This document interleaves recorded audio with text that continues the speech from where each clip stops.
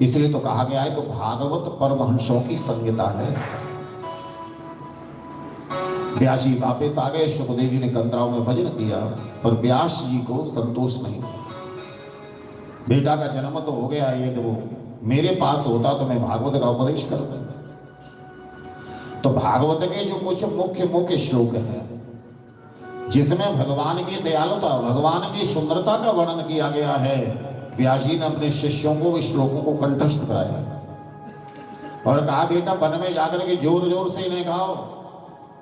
मुझे पूर्ण विश्वास है कि मेरे पुत्र के कान में जब ये शब्द पड़ेंगे तो वो दौड़ा दौड़ा चलाएगा।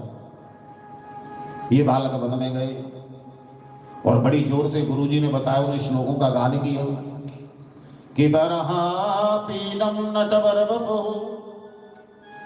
कर्णयो कर्णकारम बिभ्रदवास कनक कपिशं जयंती चमालम किरंद्रान वेणो रद्र सुदया पूरयन गोप वृंदय वृंदारण्यम स्वपदरमणम प्रापिशद गीत कीर्ति।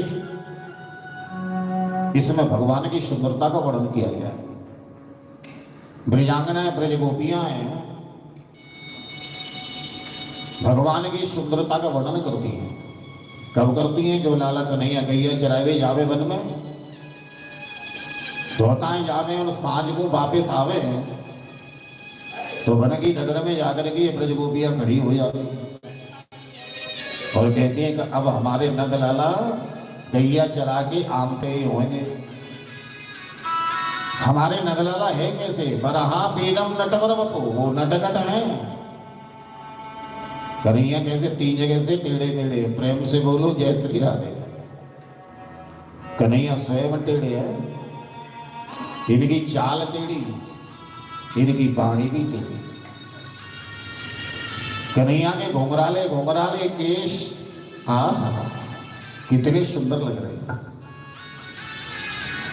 कोई गोपी कहे कि उनके केस ही नहीं, सिर पर जो मोर पंख धारण की हो है, वो कितना सुंदर लग रहे हैं।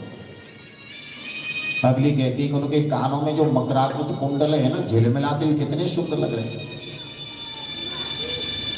तो अगली कहती है कि उनके गले में जो बैजंती माला पड़ी है वो अभी तो सुंदर लग रही है ना, उससे भी कन्हैया की शोभा पूर्ण हो रही है।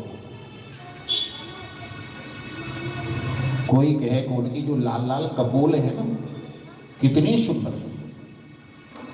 श्याम तन है, श्याम तन पर लहराता हुआ पीतांबर कितना दिव्य लग रहा है। कोई कहती है सच कहूं ना,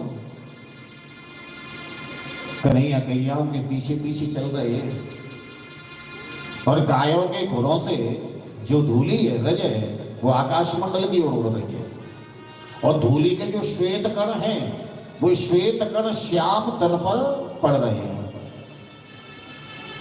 तो कन्हैया कैसे हैं? सामले, और सामले पर श्वेत धूली के कण पड़ रहे हैं तो वो चमचमा रहे हैं जैसे आकाश मंडल में तारा चमचमाता है। तो उससे और शोभा बढ़ जाती है कन्हैया।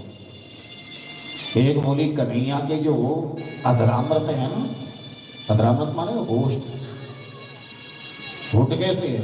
बन की पतले पतले लाल लाल, जिन्हें अधरामृतों का पान वो सौत बंसी करती रहती है।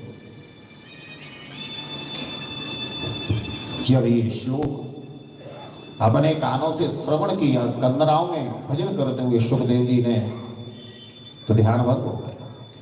विचार किया, ओ मेरे तो ये ठाकुर जी की सुंदरता का वर्णन है। ये ध्वनि, ये आवाज, ये शब्द कहां से आ रहा है? कमरा से बाहर निकलता है। ठाकुर जी के दर्शनों की यही क्रम होता है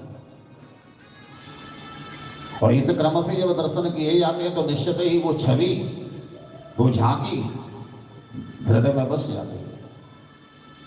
प्रेम से बोलो जय श्री राम।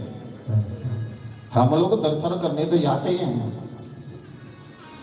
पर कभी कभी ऐसा लगता है कि हम फॉर्मेलिटी पूरी कर रहे हैं। मंदिर में गए, ठाकुर जी के सामने खड़े हुए, सिर झुकाए, हाथ जोड़े, चलते करें। उस छवि को हृदय में बसाओ, नेत्रों में बसाओ। बसेगी जब मंदिर में गए, ठाकुर जी के समक्ष खड़े हुए, तो पहले भगवान के चरण कमलों का दर्शन करना चाहिए। भगवान के चरण कमल कैसे, उन कमलों, चरण कमलों में क्या ठाकुर जी ने पहन रखा, कितनी सुंदर पाजेब पहन रखी है।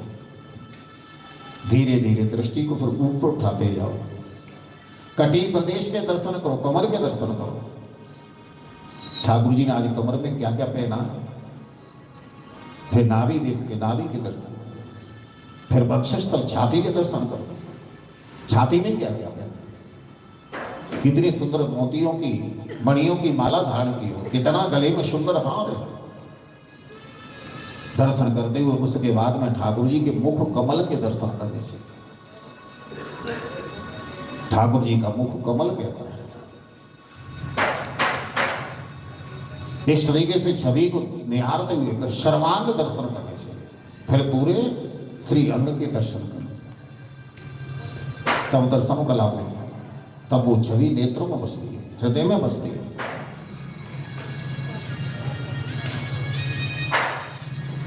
ये दर्शनों की, यही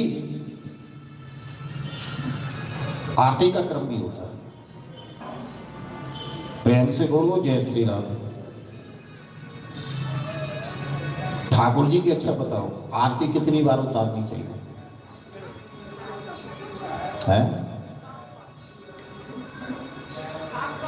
नहीं नहीं, ये भी तो पता होना चाहिए।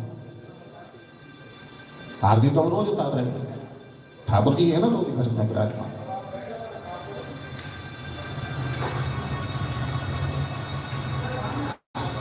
आरती का भी यही क्रम है जो दर्शन का क्रम है, जो क्रम दर्शनों का है वही आरती का भी क्रम है।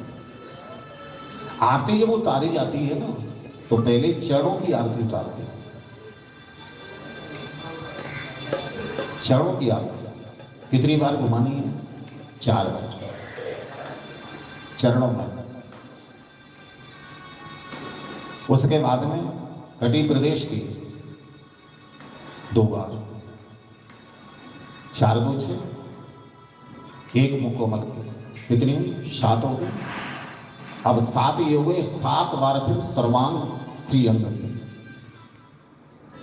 14 बार आरती उतारी। चरणों से आरती शुरू करो। आप लोग मंदिरों में जाते होंगे, पुजारियों को देखा होगा, यहाँ की नहीं बात करता, मैं वृंदावन की कर रहा हूँ। जब भी आप राधावली जाएंगे, बिहारी जी में दर्शन करेंगे, गिरिराज जी के दर्शन करेंगे, आरती का समय मिल गया तो आरती जब उतारते हैं तो आरती थोड़ी सी ऊपर गई, वहीं की वहीं घूम के नीचे आ जाती है, फिर धीरे धीरे और ऊपर गई, फिर और